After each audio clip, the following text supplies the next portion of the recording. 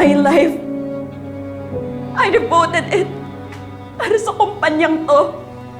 Tapos, natanggalin ako ni Dad. Ganun lang. Sisi, it's okay. Madami ka pa namang magagawa outside of Nexcelsior. Baka sign mo na to na kailangan mo na magpahinga. Sign, Maxine. Sign? Maybe it's your sign to shut up. Maxine, Dad just fired me. Tinanggalan niya ako ng posisyon bilang CEO. You think I'm fine? Madama lang ako.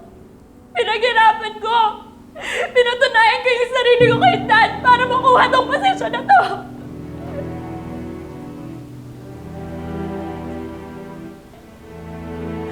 Oh! Tinawag pa kita? Bakit ka nandito? Umalis ka nga! Natawag ako ni Doc Franco para escort ka palabas ng building. Anong i-escort? Ginagawa mo! Bitawan mo ako! Ika na. Hoy! Ginagawa mo! Bitawan mo siya! Ika na. Bitawan mo nga ako! Ika na. Bitawan mo siya! Dad! Bitawan mo siya! Dad!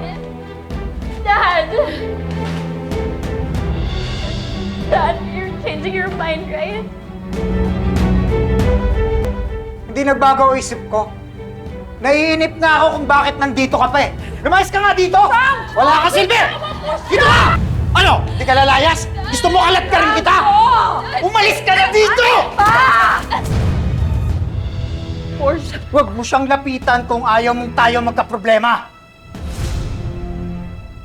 Nagkamali ako ng pagpili sa'yo. Kaya lumayas ka na!